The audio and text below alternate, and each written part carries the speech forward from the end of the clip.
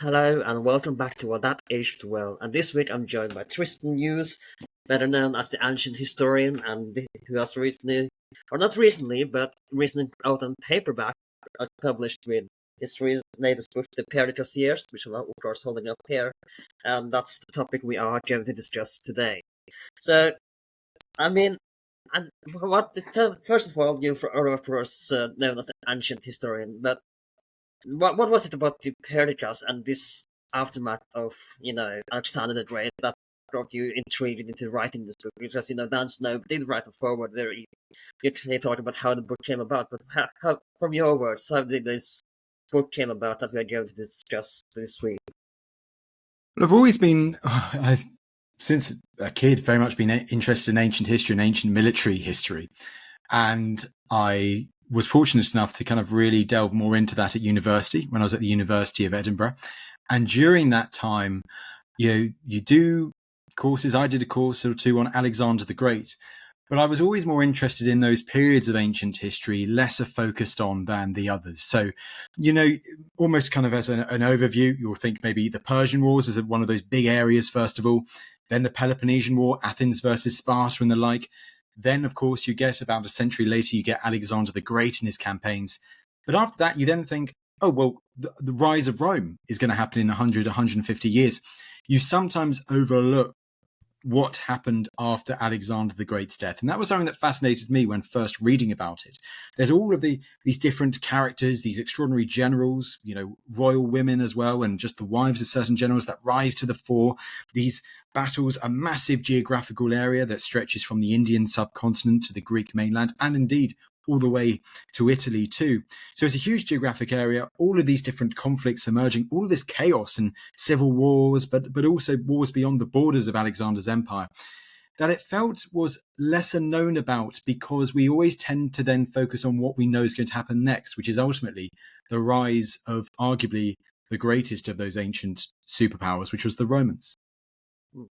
So, for myself, of course, and I think for most people who may have read a few books on this topic, Perdicas may not be a very well-known character, and I certainly have not heard about him until your book. So, give us a little background of Perdicas and how he became one of, considering he was one of Alexander's closest allies. It seems he isn't very well known, ironically, in history at least among public history from my understanding. So, where did tell us a little bit about Perdicas' rise to power and how he became eventually Alexander's successor, and how he became so close to Alexander. I mean, well, exactly. I said the book is called The Perdicas Years, and in the whole scheme of the Wars of the Successors, that period that erupts right after Alexander the Great's death, Perdicas is only really there for the first 3 years, but he's incredibly important because he had been one of the most senior generals of Alexander the Great. So this book does really delve into the detail. It only covers 3 years, the immediate 3 years after Alexander's death, but it's just that extraordinary kind of chaos that erupts straight away. So Perdicas, he is a royal, he's linked to the Macedonian royal line, not directly, but there is a link there. He's from a noble Macedonian family, and he is about the same age as Alexander the Great. So he grows up at the same time as Alexander the Great is growing up. Alexander the Great, of course, is King Alexander III of Macedon. He is the son and ultimately is the heir of King Philip II of Macedon, who is the man who transforms the kingdom of Macedonia in the mid-4th century BC from a kingdom on the periphery of the Greek world to becoming the most powerful kingdom on the Greek mainland. And then Alexander inherits that, and then he'll conduct his conquests of the Persian Empire and beyond. And Perdicas, from the beginning, serves in Alexander's army as a general. These Macedonian nobles, their education, a large part of it is learning the great epics of Greek culture. For instance, revising wouldn't have known. Perdicas, like Alexander the Great, would have known the Iliad off by heart. But alongside that, a key part of the education was a military education. These Macedonian elites, including Alexander himself, including Perdicas, were trained to lead, were trained to command from a young age, and they were expected to to ultimately go into the military and become a commander. And that is what Perdicas did. He serves as one of Alexander the Great's bodyguards right from the beginning. And when I mean the word bodyguard, the old kind of tradition is, it was, protecting as a bodyguard, protecting the body of Alexander the Great. But in effect, this kind of close knit group of generals, the most important, 7 of them, the somatophylaces, which literally translates as bodyguards, means basically his closest advisors. But at the same time, Perdicas is a key general, a key commander of Alexander the Great. So we hear throughout Alexander's campaigns, on several occasions, that Perdicas is leading a battalion. I believe he leads one of the infantry battalions. We hear of it, for instance, at the siege of Thebes, very early on in Alexander the Great's reign. Thebes is on mainland Greece. It revolted when Alexander was named the next king of Macedon, and then Alexander crushes it brutally. But Perdicas is involved in that assault. He suffers a few wounds as well. I think he's wounded during that assault. And then we hear from time to time, usually in the descriptions of our surviving sources, when they're talking about one of the big battles of Alexander, they normally mention where Perdicas is in the battle, normally leading one of those Macedonian infantry battalions. And Perdicas remains important to Alexander throughout the lengths of his campaigns. He doesn't get the best reputation. At times, he's kind of slighted, particularly in one of our surviving sources, but there's a key reason for that. I don't think it's historical. I think it's very much the bias of the author who's recorded that source, who's detailing the life and adventures, the military conquests of Alexander the Great, which was a rival general of Perdicas, who we'll probably talk about a bit more in time, Ptolemy. So Perdicas does come up time and time again as a key general, as a key commander of Alexander the Great during Alexander's campaigns, as he was. But sometimes you'll see him mentioned almost in a negative way, almost that he was being too rash, or that he affected the big battle plan of Alexander, or something like that. And you've got to take that with a pinch of salt. But what we can deduce is that Perdicas remains important to Alexander through his whole reign, through Alexander's whole reign of 13 years, serving as an important general, in taking a large part, significant chunks of the army on certain expeditions. That by the final year of Alexander the Great's life, Perdicas has become Alexander's Chiliarch, and the position of Chiliarch is effectively Alexander the Great's second in command. For the majority of Alexander's reign, that position had been filled by perhaps the most famous of Alexander's generals, who's also, largely said to be Alexander's lover, his best friend at the same time, which was Hephaestion. But Hephaestion had died the year before Alexander dies, and Perdicas then takes on Hephaestion's role as Chiliarch, as second in command. But what that means is when Alexander the Great dies unexpectedly, or dies after a short illness in early June 323 BC, and the generals are trying to figure out what's going to happen next, officially, the most senior man on the spot when Alexander dies is Perdicas, because he was Alexander's second in command. So that's why he's so prominent right when Alexander dies. Now, the troubles, of course, doesn't start far after Alexander's death. So that's, it's already start at the day of his death. There is already some drama. So let's talk about, of course, rather infamous, should I say, where he supposedly gave Perdicas the ring, and the famous name the successor scene. And that is, the one with the great abilities, if I remember correctly, shall be the leader of my empire. So, successor of my empire. So, let's begin at the death. Maybe not begin, but let's just go to the death of Alexander, because it's already at his deathbed. There is some drama worthy of the modern soap opera. Yes. So for context, Alexander the Great, he's aged 32 at the time. He's conquered the Persian Empire. He's marched his armies to the Indus River and a bit beyond that.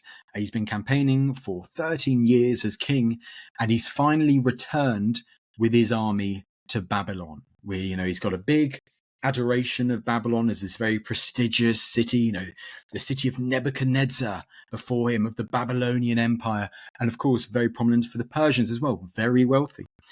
And when Alexander is back there and he's planning his next campaigns, all of a sudden, in either late May or early June, he develops a fever.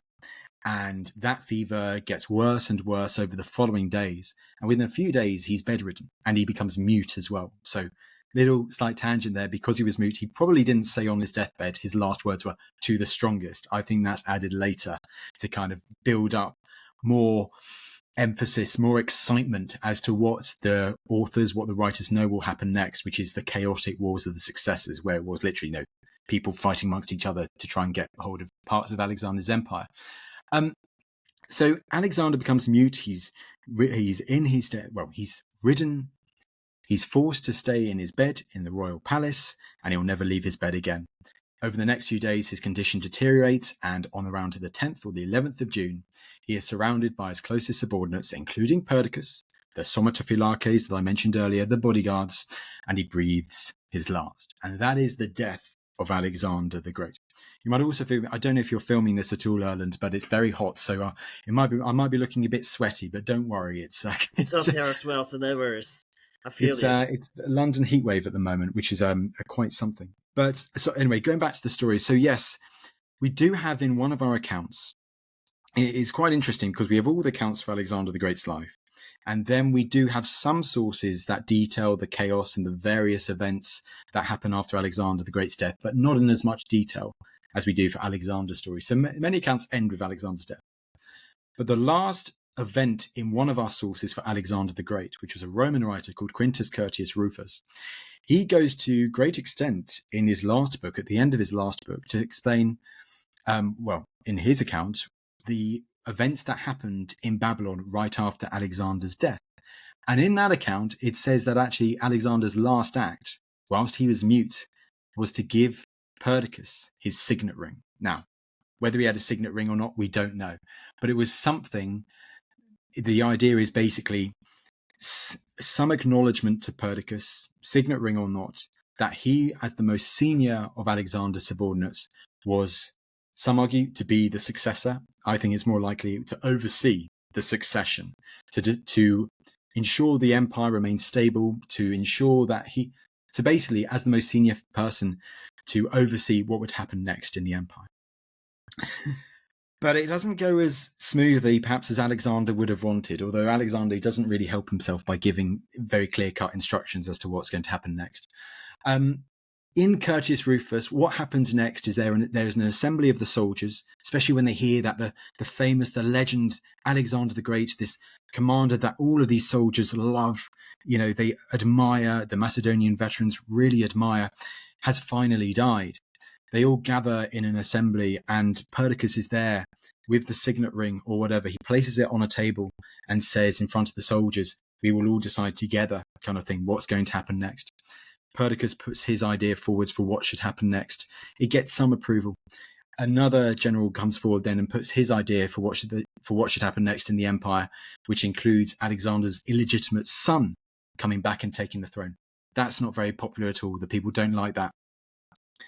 Then another general comes forward. This is Ptolemy, and he proposes almost a council of the generals come together and rule the empire until Alexander's other son, at that time unborn, because his wife is 8 months pregnant, but they seem to assume that it's going to be a son regardless, until he comes of age. So that would basically be a regency, a council of generals ruling the empire for some 16 years, for 15 to 16 years. That's met with some approval. Effectively, what happens in that council is that all of these different ideas are put forward as to what should happen next to Alexander's empire, but there seems to be indecision.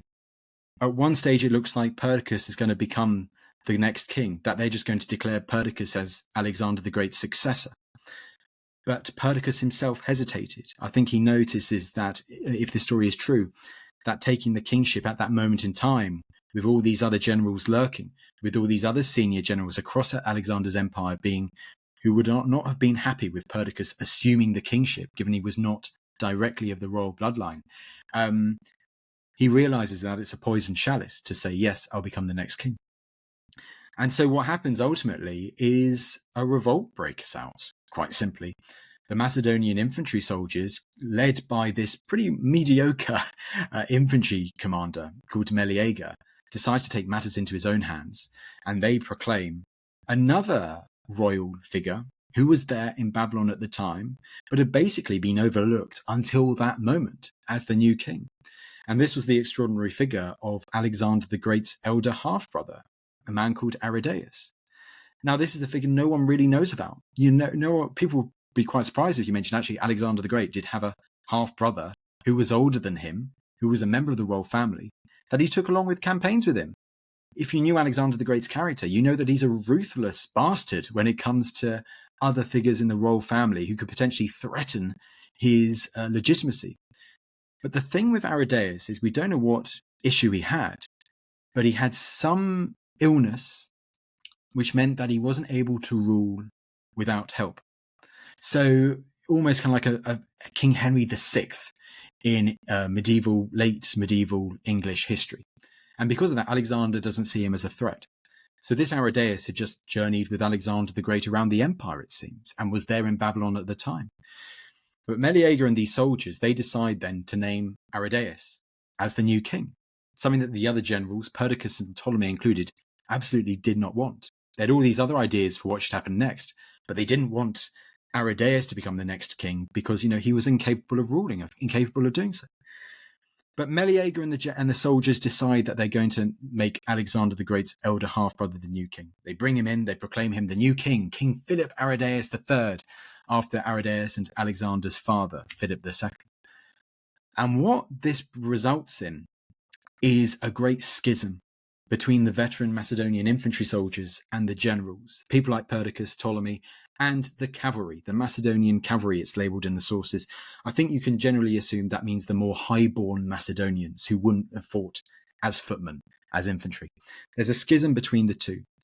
And those on the one side who have accepted Aridaeus as the new king, and those on the other side, like Perdicas, like Ptolemy, who would be like, we really don't like this. We're not sure about this. Can we do something else, please? It leads to the infantry being riled up, thinking they're traitors. They're betraying the Macedonian king. They're betraying the Macedonian royal cause. They're not accepting the new king. They burst into Alexander the Great's death chamber, where his body still lay, barely 48 hours after Alexander the Great's dead, after Alexander the Great has died. In there was where Perdicas, Ptolemy, and the rest of those cavalry members had gathered, almost seeking sanctuary there. The infantry burst in, and there's a fight. There's a scuffle. Blood is spilled in the room where Alexander died within a couple of days of him dying, between these two big factions, Macedonian factions, in Alexander the Great's all-conquering army.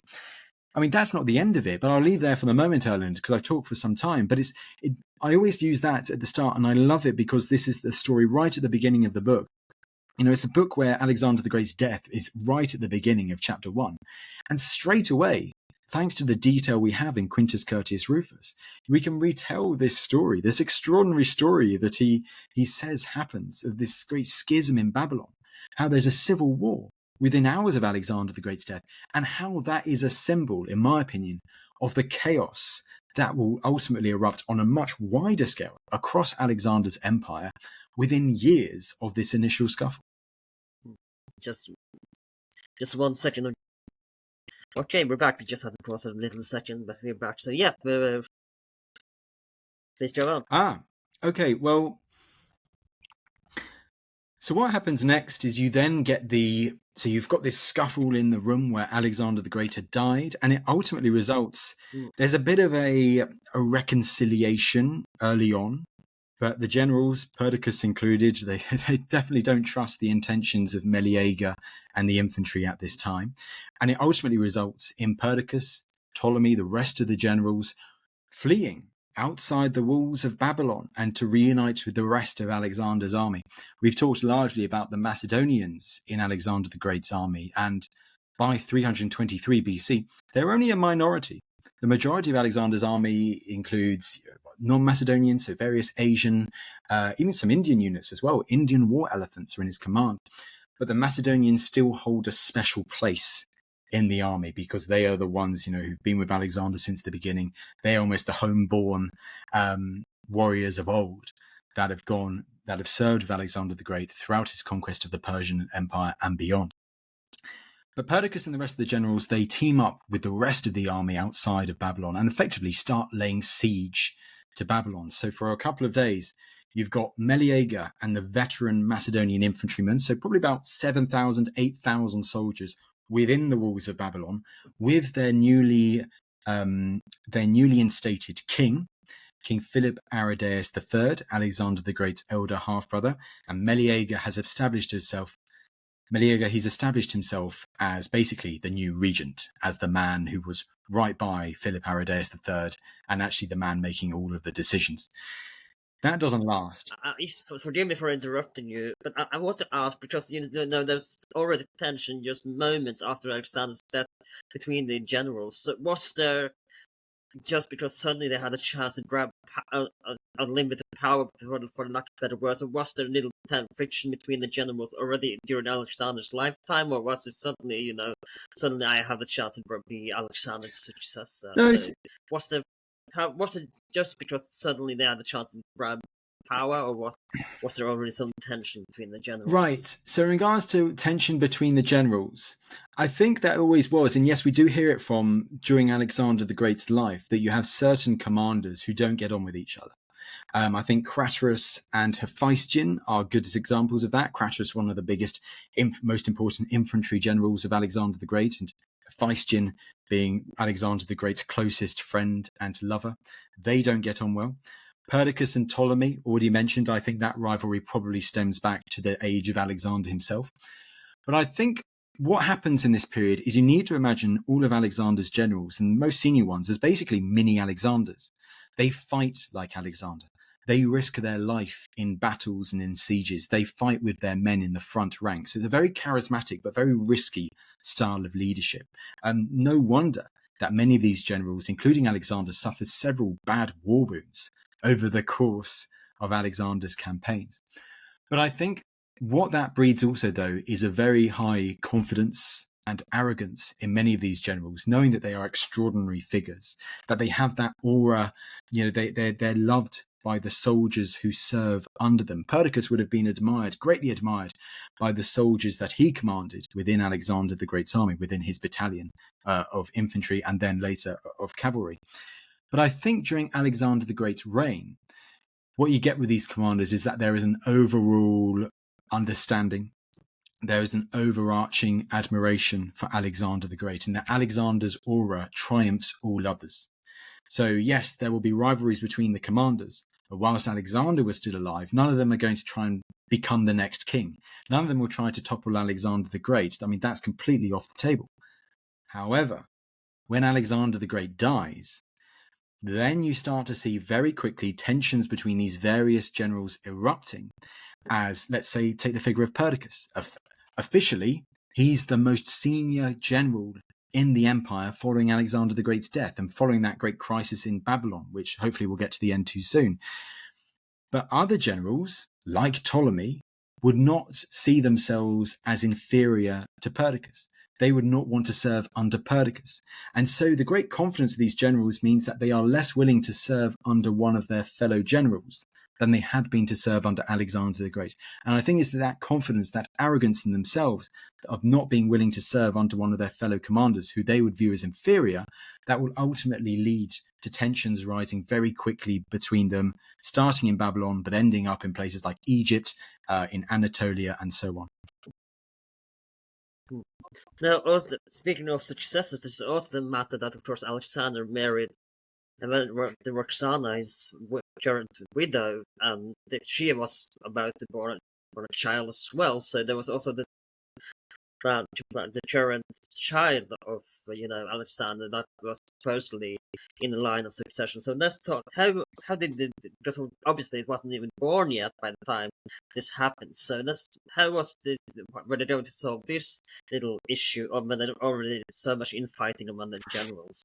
And of course, what Perdicas planned to do. But let's talk a little bit about the child of Alexander, what happened to him. So it's interesting. Once that crisis in Babylon calms down, and it calms down after a few days, and spoilers alert, Perdicas and his fellow generals emerge on top, and Meleager and the infantry, especially the leaders, Meleager's closest allies, they fail. They come out on the bottom, at the bottom, and ultimately even worse than that, because right at the end, Meleager's cronies are trampled to death by elephants in front of everyone, and Meleager himself is assassinated whilst trying to seek refuge in the sanctuary. So Perdicas and the fellow generals come up on top. They still keep Alexander the Great's brother, Aridaeus, as king, so King Philip Aridaeus III. So that's one king. But as you've highlighted there is also an unborn child of Alexander who would be legitimate because Alexander had married a Bactrian princess called Roxana. Bactria is effectively modern-day Afghanistan in the region of the Amudarya River, which was the Oxus River in ancient history, and the Oxus in Central Asia is effectively the equivalent of the River Nile in Egypt. You know, incredibly fertile, irrigated land in Central Asia. So it was a rich province, and Roxana seems to have been the princess, the daughter of one of the most important rulers in that region. So it was a diplomatic marriage between Alexander the Great and this princess called Roxana. And when Alexander the Great died, Roxana was either 6 or 8 months pregnant at the time. They don't know that it's going to be a boy at that stage, but they assume so, which always lets me be a bit suspicious that it feels like whatever would have happened, even if Roxana actually gave birth to a girl, I think those generals would have done something to ensure that actually it was a son rather than a girl. I think they already had their plan sorted, and I think they had the power to basically kind of There was no chance that the child would have ruled anyway, no matter how it would Well, turn out. what happens in these early years is that they keep the facade of that they are serving the family of Alexander the Great. They are serving the royal family. Because the clever thing, first of all, with Perdicas, when he is nominated the new regent, is as a regent, as this position of prostates, he is the man who is looking after the kings. He's looking after King Philip Aridaeus III, but also the young son of Alexander the Great when he is born. He's also called Alexander. And he is crowned when he's still an infant, maybe 1 or 2 years old, so perhaps a year or two after Alexander the Great's death. So he becomes King Alexander IV. And for Perdicas in those years, as regent, and it will be even after Perdicas's demise early on, that the next regent acts very much saying that we are serving as regent until this young child, until Alexander IV comes of age. And when he comes of age, we will relinquish power and Alexander will take the mantle of king, as official king, no needing a regent anymore. He will command, he will lead in his own right, and we will kind of relinquish our authority. So early on, none of the generals want to make an outgoing bid for the kingship. Perdicas, absolutely, he does have plans to by the end, but none of them are making that step yet, because I don't think they feel confident enough for that yet. So very early on in the early years after Alexander the Great's death, they are still very much acting as they are the regents. They are looking after the empire whilst this young son of Alexander is growing up before he becomes of age. There's also, from what I remember, the plan of Perdicas to marry Roxana as well. So he... Was that another one? No, it is. It is. I believe it's a later story, isn't it? Where it's almost one of those romance stories where in that version, Alexander, he's still speaking before he dies. He has a very good death according to that version.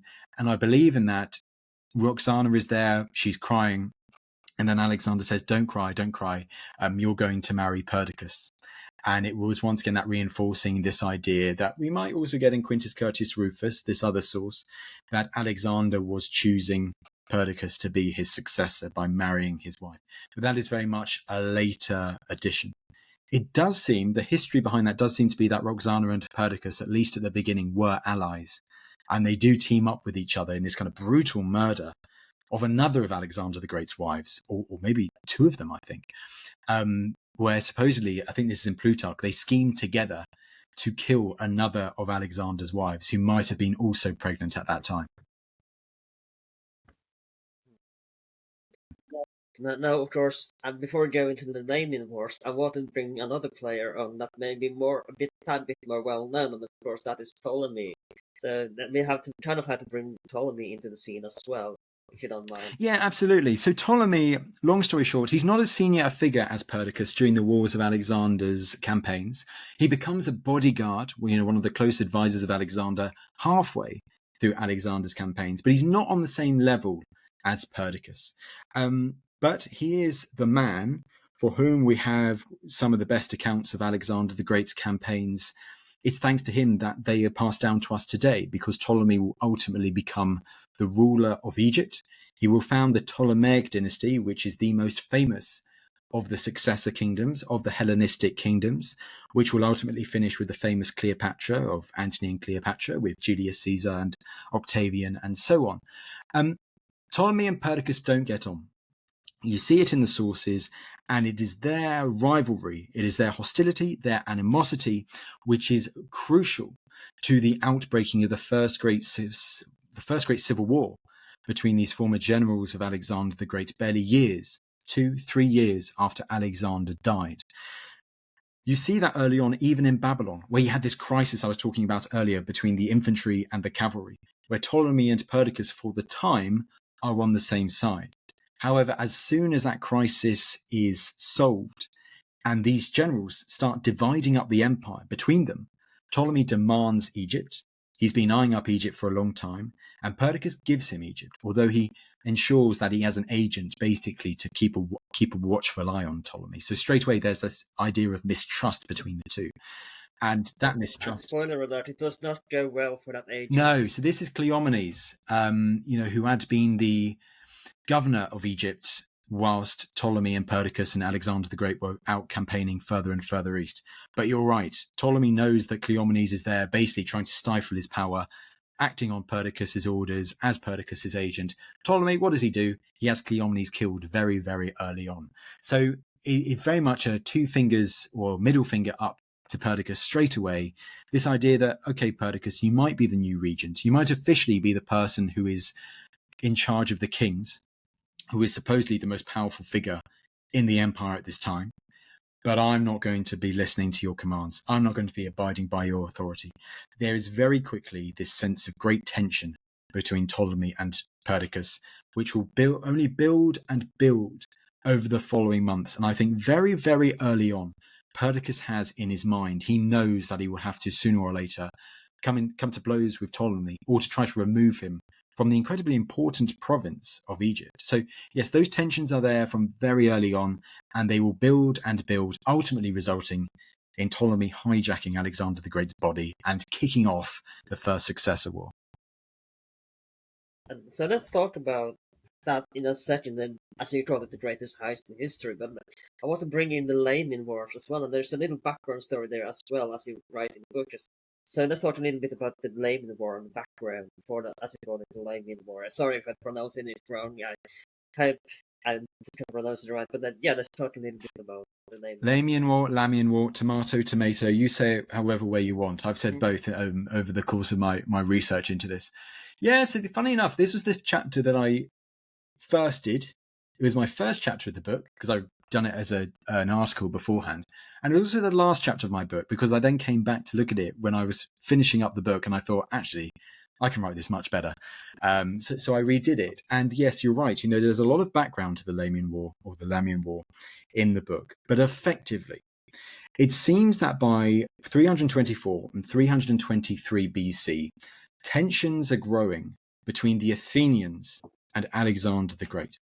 And that had been reinforced, that had been amplified by a recent decree that Alexander had forced the Greek cities to adhere to, which was the Exiles Decree, which is the recalling of exiles to their cities.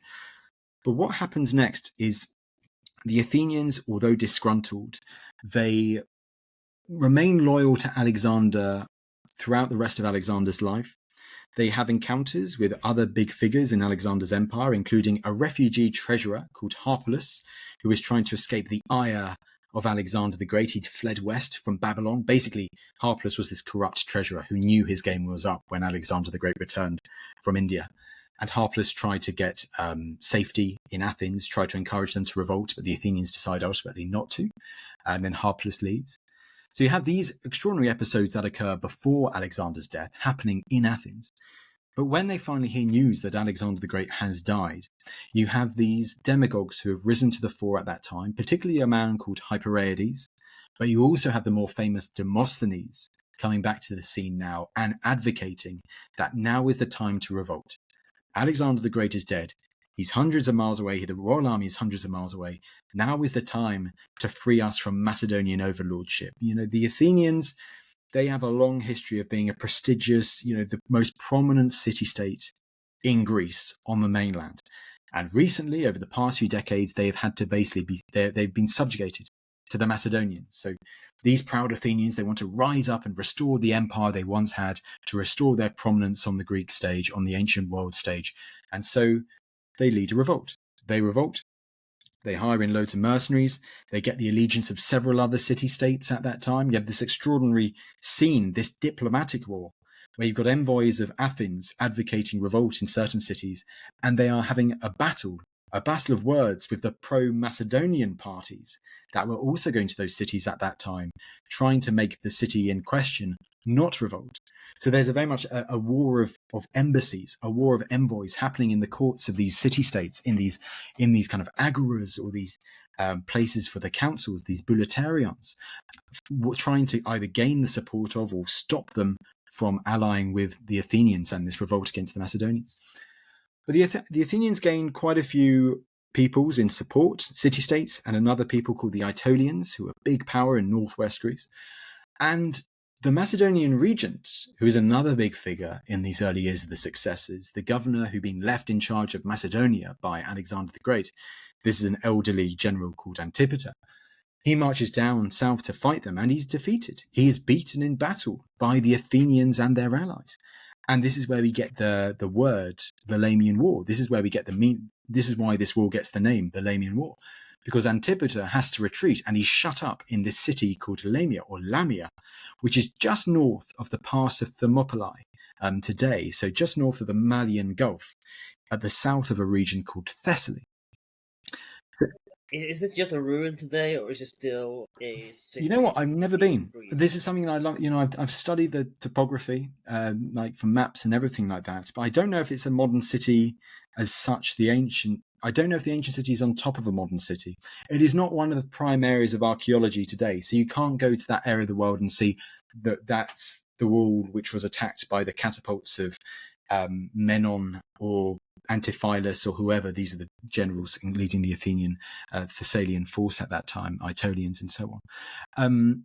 But it becomes the focal point at this part of the revolt until the siege is finally lifted. The story of the siege can effectively be, the whole war can effectively be summed up by the Athenians gain early success against the Macedonians. It seems like the Macedonians underestimate them. But over time, as many of these Macedonian generals who'd served under Alexander start coming westwards, you start getting this trickle of Macedonian reinforcements coming into mainland Greece and bulking up Antipater and the Macedonian forces on land and also at sea, so that the Athenian navy is ultimately defeated in a few different pitched battles at sea, and the Athenian-led army is also finally defeated. Antipater, the siege of Lamia is lifted, Antipater is able to escape, he's able to team up with other Macedonian armies led by this figure I mentioned earlier, this formidable infantry veteran general called Craterus, and they finally defeat the Athenians. The revolt is crushed and the Athenians finally surrender, and Antipater deals very harshly with the Athenians and those who dared to revolt against the Macedonians when they heard that Alexander the Great died. But it's a fascinating example of the one key revolt that breaks out as soon as the people hear word that Alexander has died. It's a symbol of how Alexander the Great, you see the maps of Alexander's empire, it's far and wide, but it's being held by a very thin thread, which is Alexander the Great himself. And when he dies, and he dies, you do see quickly that there are revolts and unrest in certain parts of the empire. Now, it's time to talk about, of course, like we teased a little bit earlier, like about what you call the greatest heist in the history, where Ptolemy snatches Alexander's body from Perdicas. And again, I feel we have to give a little background, because Alexander, if I remember correctly, wanted to be buried in Egypt, but Perdicas was not going to let this happen. So why, considering that we've seen that Perdicas was so close to Alexander, why would he not let him be buried? Was it in spite of Ptolemy, or was it just because he wanted him buried in Macedonia? Or why didn't Perdicas want him buried in, make Alexander's wish come true to be buried in Egypt, whereas in Macedonia? So let's start. So I can let you totally give the background on the heist and why, you know, why he wouldn't let it happen. Okay. Well, spite Ptolemy is certainly part of it, but I think the big key reason you need to think about is that Alexander the Great's body is much more than just a body.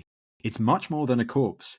This is one of the key symbols of authority and legitimacy as soon as Alexander has died. You know, whoever oversees the burial of the last king, and especially of this king, this is Alexander the Great, who's conquered an empire that the Macedonians who had never dreamt of controlling before, you know, straight all the way to the Indian subcontinent. Whoever buries Alexander the Great holds massive sway over the empire. It's a massive symbol of legitimacy. Ptolemy, as a rival of Perdicas does not want Ptolemy to oversee the burial of Alexander the Great, something that would greatly legitimize, establish, cement Ptolemy's rule over Egypt and make it even more difficult for Perdicas to uproot him. At the same time, Alexander the Great, you need to imagine straight away, he is basically deified straight away. This is epitomized by the great funeral carriage that is ultimately built for Alexander. And you've got to think of it like a temple on wheels. One of our surviving sources details, in great deal, he describes in great detail, it was covered in gold. It looked like a classic Greek temple. It had decorations of Alexander's army on all four sides. And then you had a shimmering golden net with Alexander's body inside with all of his weapons, his arms and armor. This idea that he was almost in a different world to the people looking on. Pulled by some 64 mules as well, clad in gold. And it's on wheels at the same time. So it's this beautiful, elaborate funeral carriage, unlike anything the world had seen before, emphasizing the divine might and prestige of Alexander the Great. So this is the big deal. And although, yes, there is this line of thought that Alexander had expressed a wish to be buried in Egypt, specifically at the oracle of Zeus Ammon, which is at Siwa. So it's a bit west of the River Nile in the desert, but it's where Alexander had taken almost this sojourn, this bit of he's gone on a bit of a tangent. He's gone on a bit of an adventure to this oasis, to this oracle, effectively to be confirmed as the son of Zeus Ammon. That's what we assume happened there. In his eyes, at least, that's what he believes had happened. So there is this thought that Alexander had expressed a wish to be buried at the oracle of Siwa. There is the more practical thing in the fact that the Macedonian royal family traditionally would always be buried in Macedonia. They'd be buried at a place called at Aigai or Vergina, where Alexander's dad, Philip II of Macedon, and all the other Macedonian monarchs and their royal counterparts, and their wives and so on, had been buried before. So Perdicas, largely to spite Ptolemy, knowing that he does not want Ptolemy to gain possession of such a legitimacy confirming object as Alexander the Great's body and Alexander the Great's elaborate funeral carriage, which, bear in mind, Perdicas had been overseeing the building of for some 2 years in Babylon. Perdicas wants to bring the body back to Macedonia. It's another way also to get Perdicas back, to the royal seat of power, to the kingdom of Macedon. Perdicas' idea is that he will transport the body back to Macedonia. He will also bring with him the 2 new kings, the brother of Alexander the Great, the son of Alexander the Great, his wife, Roxana, but he'll also bring back the sister of Alexander the Great, who he'd been colluding with, a woman called Cleopatra, who Perdicas was intending to marry, and probably then be met by Alexander's mother, the cunning Olympias, when he returned to Macedonia. And all of that combined, all of these members of the royal family evidently being behind Perdicas alongside the royal army, and him then overseeing the burial of Alexander the Great. It's basically a massive kind of summing up of all of these different royal parts of the Macedonian dynasty, which gives Perdicas legitimacy on steroids, effectively, to go to other figures like Antipater, like Craterus, even Ptolemy far away in Egypt. He has so many symbols of legitimacy there that he can name himself as basically the next king. The next king instead. That Perdicas would then become proclaimed the next king, and he would probably then marry the sister of Alexander the Great, Cleopatra. So Perdicas does not want Alexander's body to fall into Ptolemy's hands. He wants to use it for his own aims of becoming the successor of Alexander the Great, of becoming the next king.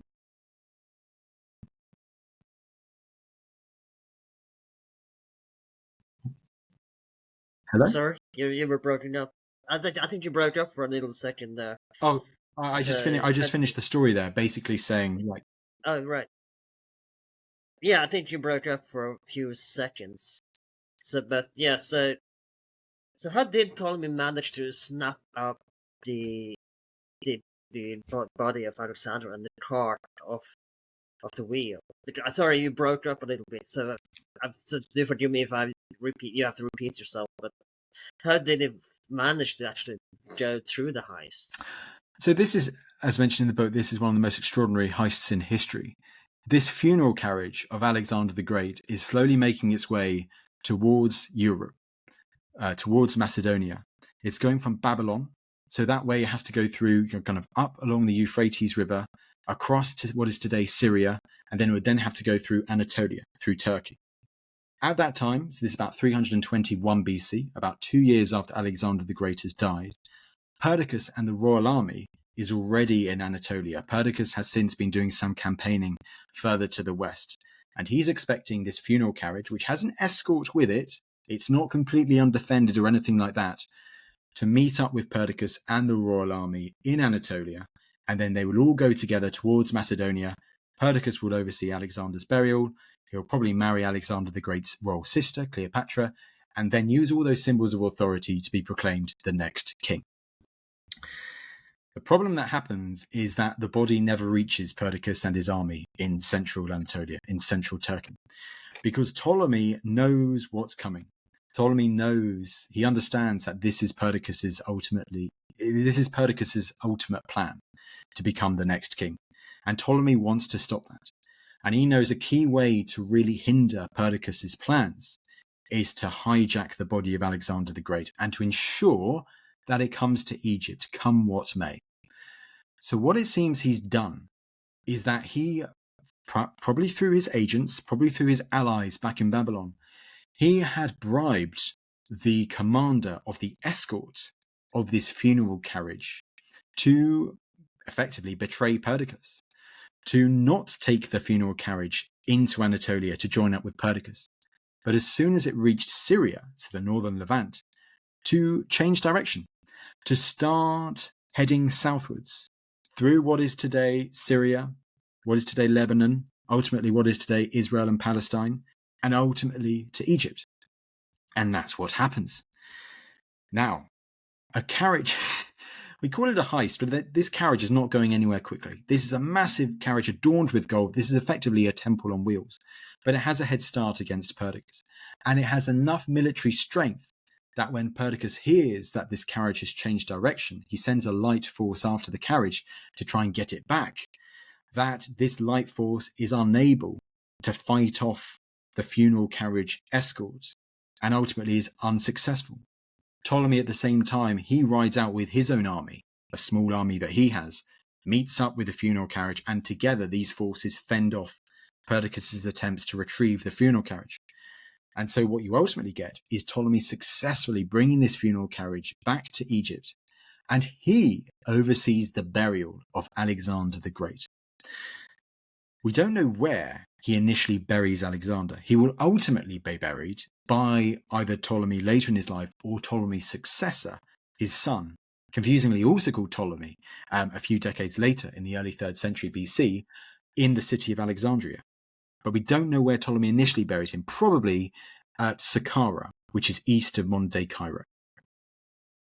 Is there any way we can possibly, by judging by sources and such, find the body by DNA evidence, or by archaeological evidence, possibly find Alexander's body? So, if it's possible to actually find it, or do you think it's gone forever? Well, Erlend, that's a very good question.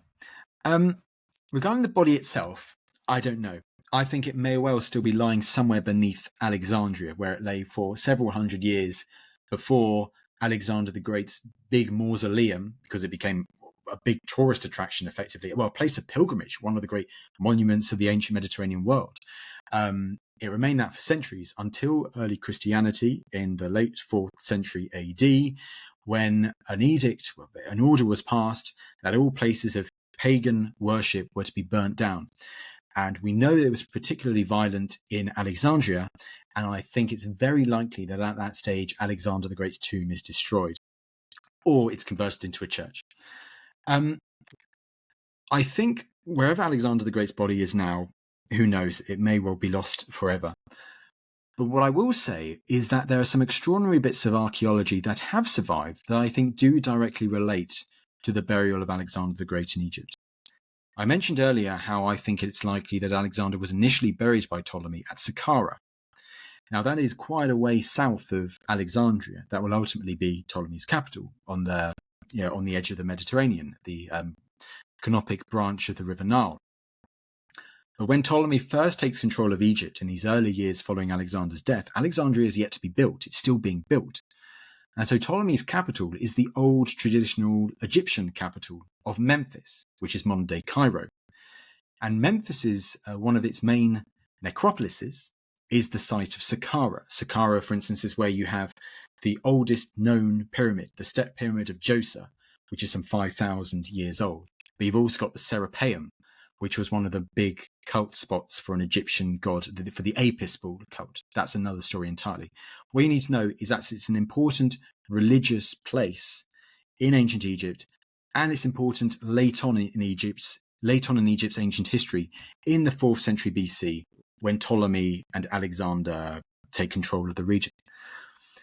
And I think that Ptolemy initially buries Alexander at Saqqara, probably in a tomb, in a coffin, in a sarcophagus that was initially meant for the last ruler, the last pharaoh of ancient Egypt, who had ruled Egypt before the Persians had taken over a decade or so earlier, a man called Nectanebo II. It's a big black granite sarcophagus that is today in the British Museum, which was found in Alexandria. Because of course it is in the British Museum. Well, yes, it was found in Alexandria in the early 19th century, discovered by the French and then taken by the British after the Treaty of Alexandria, ends up in the British Museum. But the story at that time was that it was the tomb of Alexander the Great. And it was a folk story. It was then revealed that actually it was the sarcophagus for the last native pharaoh of Egypt, of Nectanebo II. Then the theory is, why does this end up in Alexandria? Well, the theory is that it was actually originally in Saqqara, in this temple of Nectanebo II. Because Nectanebo had died in exile, he was never buried in that sarcophagus. So the thinking is that Ptolemy, looking for somewhere to bury Alexander the Great and seeing this royal native Egyptian coffin just staying there in Saqqara, initially buries Alexander in that sarcophagus. He then puts him in a nice kind of tomb at Saqqara. There are some beautiful statues of ancient Greek philosophers, known as the Philosopher's Circle at Saqqara, peacocks as well, and all these things that are aligned with ancient Greek art and things that Alexander the Great admired. We know some of these philosophers like Aristotle and Homer are shown, and Pindar, who we know are big, who Alexander the Great admired. So there's the theory that those statues of philosophers and those statues of peacocks and lions, they indicated the entrance to Alexander the Great's first tomb there at Saqqara. But when Alexandria is built, the theory is that the Ptolemies had Alexander the Great's body transported to Alexandria in that sarcophagus, in that Nectanebo sarcophagus. It's taken from Saqqara to Alexandria, where Alexander is put in his grand new mausoleum. And that granite sarcophagus is just left. And it just remains there, and it gets that later story that it was the tomb of Alexander. But that's the historical basis, because it did initially have a link to Alexander the Great. And so if you see that sarcophagus in the British Museum today, there's a very strong theory that for a time at least, that was where Alexander the Great was buried. So Alexander the Great his body was once placed in that black granite sarcophagus. Now, what was the hijacking of Alexander's? Was the hijacking of Alexander's funeral cart the cause for Perdicas to invade Egypt eventually? Was it inevitable that Perdicas would attempt to reclaim Egypt from Ptolemy? Yes, it was, absolutely. Once Ptolemy has done this, he's basically crossed his Rubicon. But he knows that Perdicas would have come after him sooner or later anyway. So Ptolemy is almost kind of doing a preemptive strike, you could potentially say it. But by doing that, Ptolemy oversees the burial of Alexander the Great. Ptolemy has ripped a keystone out of Perdicas's grand plans to become the next king. And so Perdicas has to react. He diverts his troops and he starts moving towards Egypt. At the same time, his alliance with the other big players at that time, the likes of Antipater and Craterus that I mentioned earlier, that has come tumbling down thanks to the collusion of another general who we haven't mentioned yet, a figure called Antigonus. Won't go into his story now because it'll get too confusing. But it effectively means that Perdicas, all of a sudden, now his plan has kind of come crashing down. He's got a war on two fronts. He's got to go to Egypt to fight Ptolemy. And at the same time, in Macedonia, you've got Antipater and Craterus preparing to invade Turkey, to invade Asia Minor and fight Perdicas's forces in Anatolia at the same time. So yes, it is inevitable. As soon as Ptolemy hijacks Alexander the Great's body, Perdicas needs to get the body back for his own legitimacy as well. And that results in him marching down to Egypt, while at the same time he has to leave some troops in Anatolia under one of his adjutants and a man who will rise to the fore over the next few years, an extraordinary figure called Eumenes of Cardia. And he will have to fight the forces of the other two generals coming in. So it's a war on two fronts.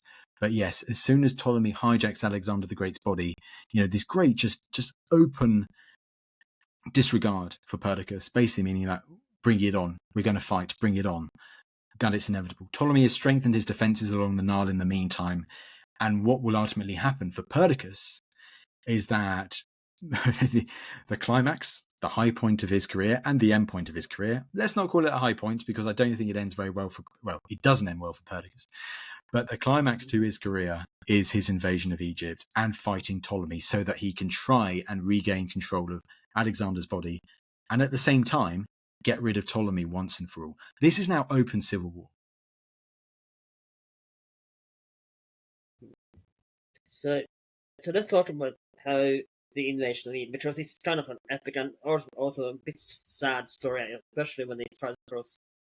But that's coming for later. But let's talk a little bit about. And I'm sorry if I interrupted you. They have broken up a couple of times, so do forgive me if I interrupted you. But let's talk a little bit about how the invasion of Egypt would end in certain death for Perdicas, and how it would end in his demise and the aftermath of that demise. Yes, right. So yes, extraordinary story, Perdicas' invasion of Egypt.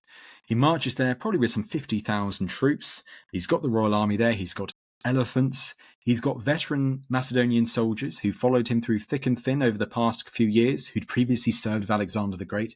They conquered all before them in the past, so they're feeling confident. And I think Perdicas would have riled them up to this idea that Ptolemy is the traitor. He has betrayed the kings. He has stolen Alexander the Great's body. He has gone against the authority of the kings because Perdicas will have the kings with him. And he's basically using them as pawns to basically deliver his own strategies. So Perdicas and his army arrive at the River Nile, and Ptolemy has been preparing for them. There are fortresses along the western bank of the River Nile and the easternmost branch of the River Nile, because you need to think of the Nile, it is one river for the majority of it, but once you get towards the delta, it splits off into different branches as it goes towards the Mediterranean. And the easternmost branch is called the Pelusiac branch, after the city, the big town settlement, which marks the gateway to Egypt, Pelusium, on the coast. So Perdicas reaches Pelusium, initially tries to get across the river. That doesn't work. I think he tries to dredge part of the river so that he can kind of walk across or dredge up a canal. But Ptolemy sees this and he does some kind of engineering works which ensure that Perdicas' attempts to kind of get his troops to cross there fails, forcing Perdicas to try crossing elsewhere. Then Perdicas tries to attempt a crossing which is guarded by a fortress, and is called in our sources the Camel Fort. So it's an area of the river which his troops could forward across, but almost straight away at the far bank of the River Nile, you had the walls, probably mud brick walls, of this ancient Egyptian fortress that Ptolemy had occupied with a garrison. At the same time, you have Ptolemy basically shadowing Perdicas' large army on the other side of the bank. So Ptolemy is watching what Perdicas decides to do. Perdicas decides to move along the branch of the Nile, to the Camel Fort, and he tries to steal a march over Ptolemy by doing a night march. So he steals a few hours on Ptolemy as he marches towards the Camel Fort and immediately begins an assault on the fortress. He wants to take the fortress quickly. He wants to secure the crossing. Once he's secured the crossing, it's much easier to defeat Ptolemy, but he has to get across this natural barrier. But what happens over the course of the day is that his troops are unable to take control of the fortress before Ptolemy arrives. Ptolemy arrives with reinforcements. You get this scene of Ptolemy standing atop the parapet. He takes a spear from one of his fellow soldiers, and when one of Perdicas's Indian elephants is trying to smash through the door, Ptolemy jumps on top of the wall. He gets his long spear, this sarissa or something like that, a very long spear, and he stabs the elephant in the eye, or something like that, to kind of... It almost feels, it is an action man type of scene, and it may well be fictional propaganda created by Ptolemy afterwards. But it's an extraordinary scene nonetheless that I wanted to include because it's a great piece, it's a great story from this particular episode. But ultimately, the fighting goes from daybreak to the end of the day. Perdicas is unable to cross the river, and rather than trying an assault again the next day, he gives up. Because this is as well when the Nile rises, right? This is about the high tide of the Nile River as well, isn't it? So yes, it is. This is the about the summer of 320, so June, July of 320. Like the water levels is less of an issue for Perdicas at this place because there is a ford, and it's closer to the estuary, I guess. It's on the branch of the River Nile, so the water level is not as high as it is further down, or no, you say further up the River Nile, so towards Memphis and that area. The water level will be a bigger issue for Perdicas when he tries to cross the River Nile next, which he marches further south. He gets to basically the opposite side of the River Nile to Memphis, where Ptolemy at that time has placed the body of Alexander the Great, and he tries to cross the river there. Now, as you mentioned, the river level there is much higher than it had been where he'd done that initial crossing with the Camel Fort. The bonus of going a bit further south to do this crossing is that there's no fortress the other side. And at that moment, Ptolemy is also not there as well. So it almost looks like an unguarded crossing. But the reason for that is that it's not really a clear crossing. It'd be more difficult to do. So what Perdicas' strategy is to try and kind of stop the water from being so fast flowing and so deep is he puts elephants upriver. They form a line. And this idea is basically the elephants will take the brunt of the water, and that will make the water crossing where his troops will then go across much easier. It'll be lower, the water level will be lower, and it will be less fast as well. And for a time, it works.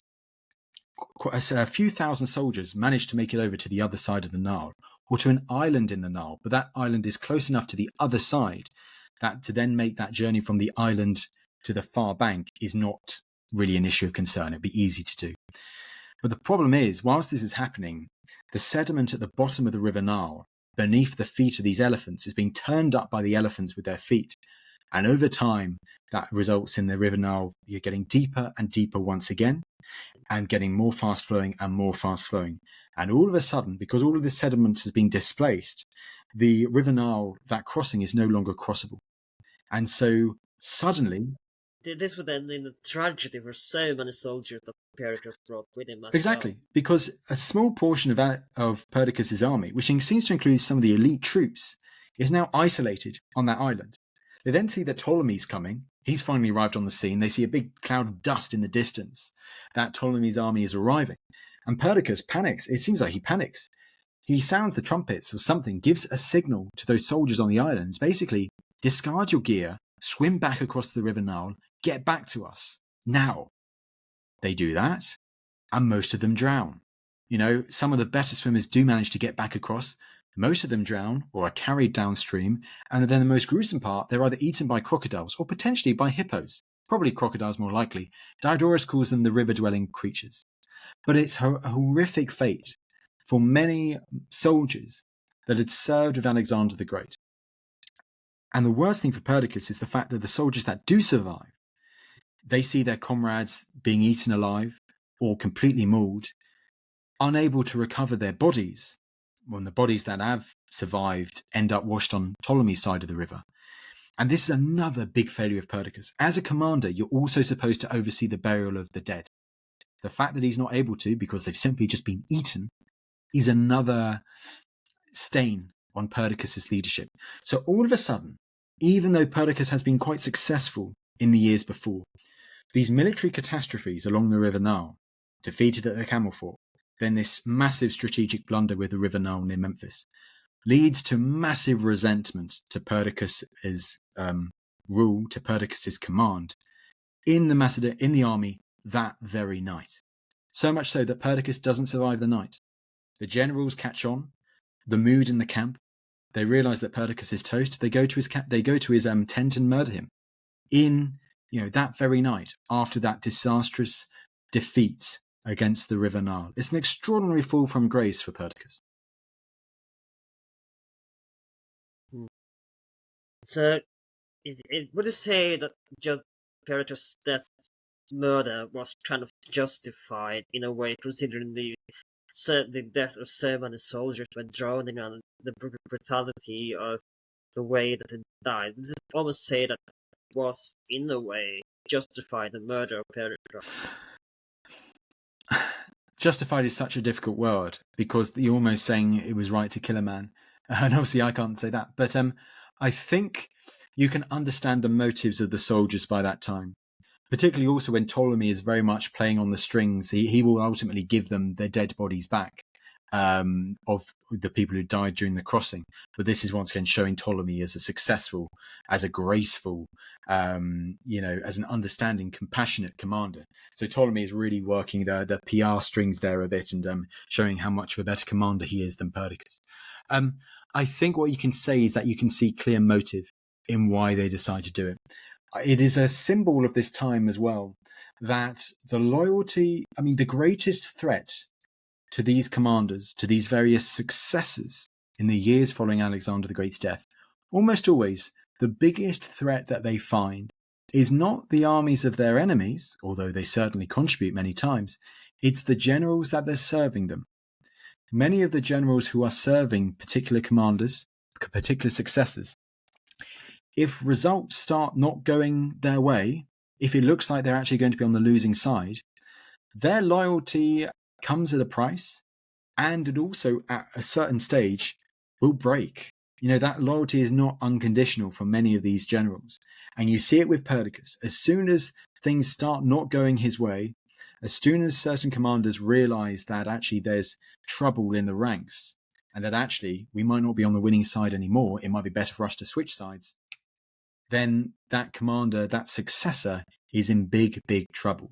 And you see it with Perdicas, and you will see it with several other commanders as well over the successor wars, that as soon as they lose their trust, as soon as they lose the support of the generals who are equally ambitious, then their demise quickly follows.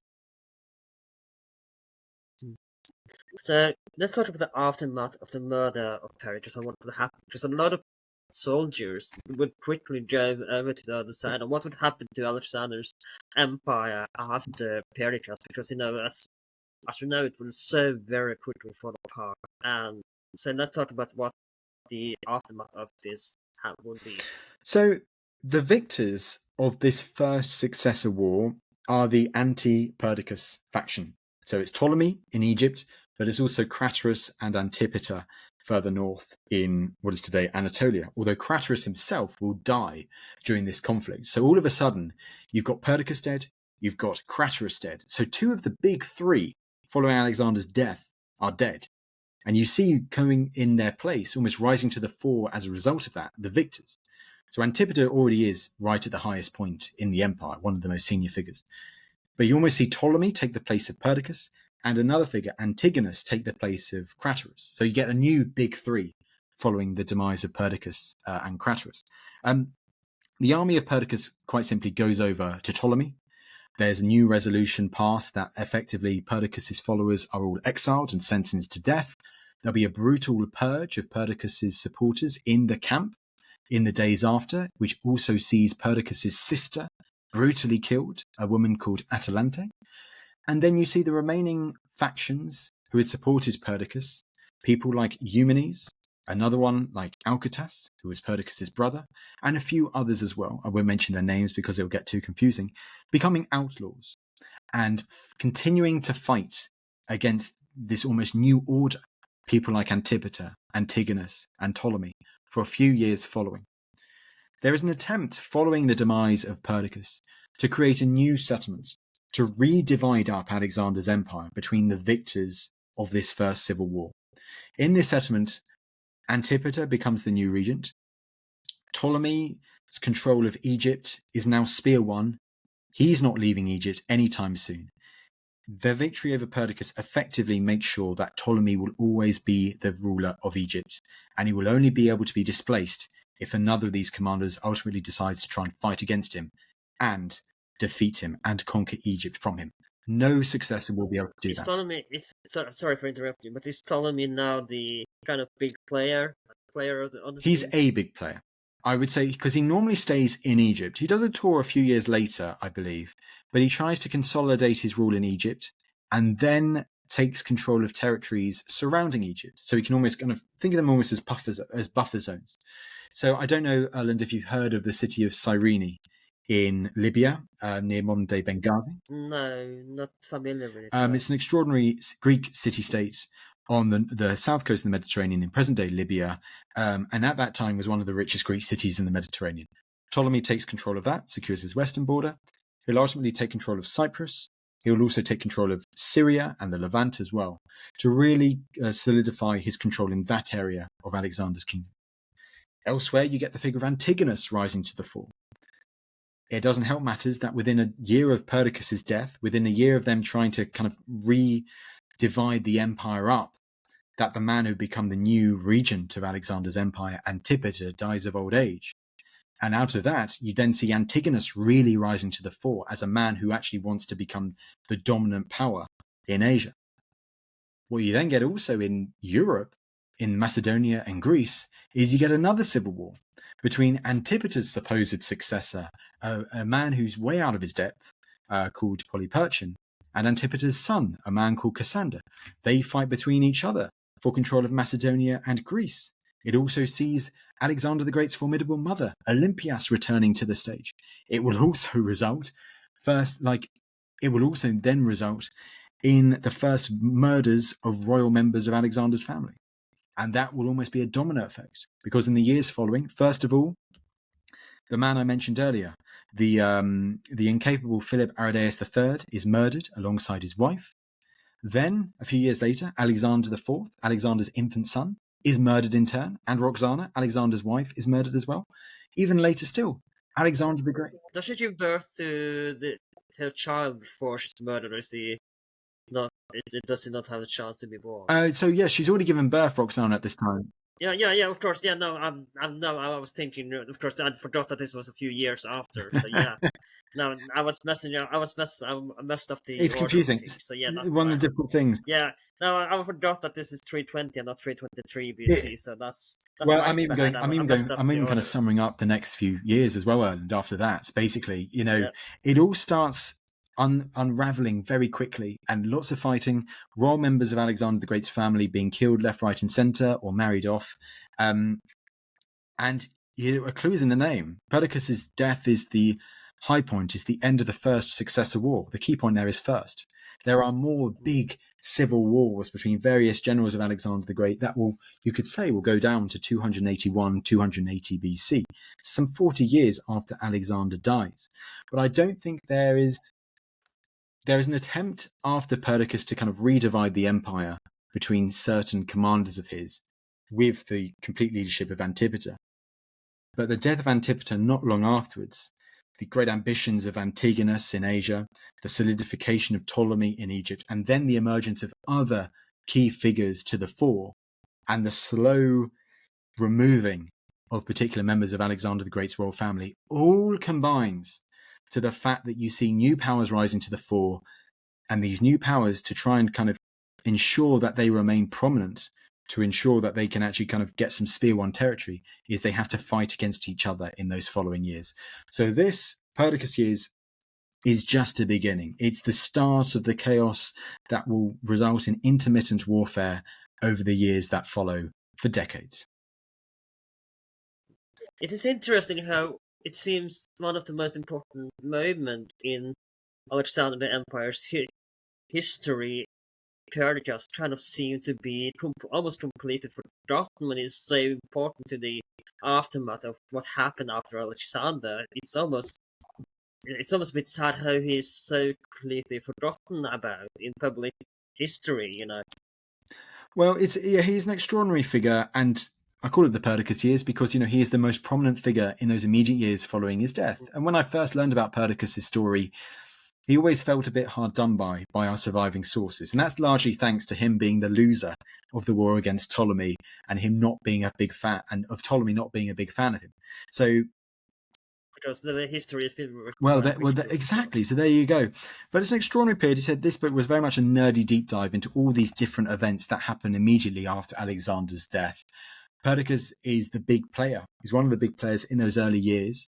But of course, he's only right at the beginning of the successor wars. Once he's dead, you see the rise of figures, as I mentioned already, the rise of Ptolemy, the rise of Antigonus, the rise of Perdicas' former adjutant Eumenes as well. So it is just the start. When you research the successor wars, you are fascinated with Perdicas for those early years. You don't forget about him, but you do realize that there's so many more events that follow his death, so many other figures who rise to the fore, and so many extraordinary stories from that period that we yet to get to. A good example from this is the man called Seleucus, who alongside Ptolemy is one of the most well-known of Alexander's successors. He will ultimately form the Seleucid Empire, which is like the biggest of the successor kingdom. But he's Perdicas' second in command throughout these years. He's just serving Perdicas until Seleucus is one of those generals who betrays him, who decides to kill Perdicas that night after that dreadful Nile catastrophe. But yes, for those immediate years following Alexander the Great's death, Perdicas is the man of the moment. And I was very happy to write this very nerdy book exploring the events and how Perdicas fits into them, and how it also paves the way for the warfare, for the events that follow in these successor wars that deserve to be better known. There's many HBO series in the successor wars, I think. I mean, if you want to make something about Alexander, this is the movie you should make, as long as it's not directed by, I forget his name. No, I forgot his name at the moment. Ridley Scott. The guy who made Ridley Scott. Yeah, as long as that's it. I forgot his name, but yeah, as long as it's not directed by Ridley Scott, I want to see a movie about this. Yeah, I'm not going to put any shade at Ridley Scott, but yes, I think it does deserve to be made a movie of the successor wars.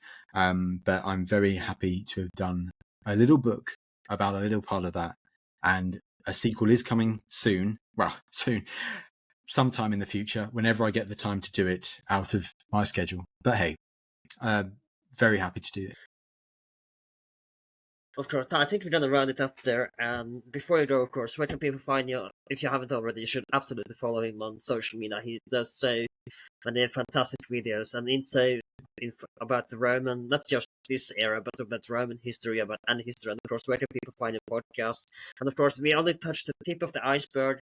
So if people want to read your book, The Perdicas Years, where can people buy your book? Recently come out this year, I think, in paperback. So it's even more accessible now. So if you want to read more about this, you absolutely should. And of course, you have a link you want to share in the description. Now it's a chance to share your social media or anything else you might have on your heart.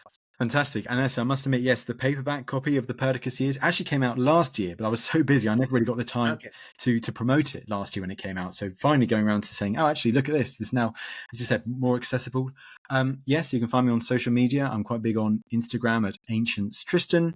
Part of my job is for History Hit is I basically do all things ancient history. So one day it'll be Roman Britain. The next day it'll be the first sharks.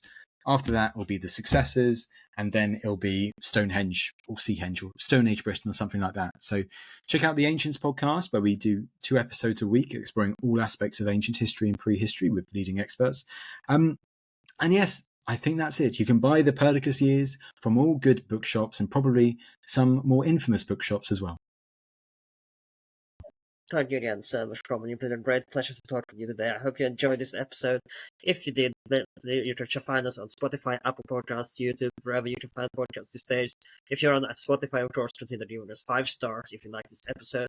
Or if you're on Apple Podcasts, you can write a review. That would be very nice. If you're on YouTube, leave a comment. What do you think about the years after Alexander's death? And of course, if you can also find us on social media on Instagram, Spotify, Instagram, Twitter, or Blue Sky. We are mostly on Twitter, but we are also on Blue Sky as well. And yeah, this has been That Aged Well. My name is Alan, and I'll see you next time.